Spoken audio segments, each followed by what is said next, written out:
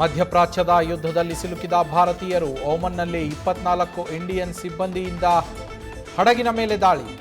ಯಾವುದೇ ಪ್ರಾಣಹಾನಿ ಬಗ್ಗೆ ವರದಿಯಾಗಿಲ್ಲ. ಖ್ಯಾತೆ ತೆಗೆದಿದ್ದ ರಾಮಲಿಂಗಾರೆಡ್ಡಿಗೆ ವಿಧಾನಸೌಧದಲ್ಲಿ 4 ಕೊಠಡಿಗಳ ಹಂಚಿಕೆ.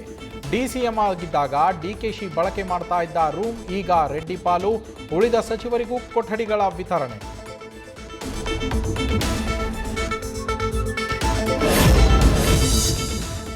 ವಿಜಯಪುರದ ಪಾನ್ ಶಾಪ್ನಲ್ಲಿ ನಿಗೂಢ ಸ್ಫೋಟ. 3 ಗಂಭೀರ ಗಾಯ.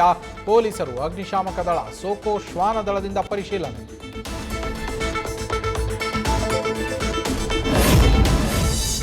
ವಿವಾಹಿತ ಮಹಿಳೆ ಜೊತೆ ಪ್ರೇಮ ಸಂಬಂಧ. ನೇಣು ಬಿಗಿದುಕೊಂಡ ಸ್ಥಿತಿಯಲ್ಲಿ 21 ವರ್ಷದ ಆಕಾಶ್ ಶವ ಪತ್ತೆ. ಯುವತಿ ಕಡೆಯವರೇ ಕೊಲೆ ಮಾಡಿದ್ದಾರೆ ಅಂತ ಹೇಳಿ ಹೆತ್ತವರ ಆರೋಪ.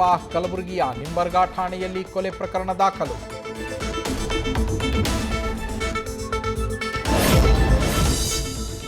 ಫಿಲಿಪೈನ್ಸ್ನಲ್ಲಿ ಪ್ರಬಲ ಭೂಕಂಪ. ಮೃತಪಟ್ಟವರ ಸಂಖ್ಯೆ 15ಕ್ಕೆ ಏರಿಕೆ. ಸುಮಾರು 129 ಜನರಿಗೆ ಗಾಯ. ಮುಂದುವರಿದ ರಕ್ಷಣಾ ಕಾರ್ಯ. ನ್ಯೂಸ್ ಫಸ್ಟ್, ನಿರ್ಭೀತಿಯಿಂದ ನಿಮ್ಮ ಪರವಾಗಿ.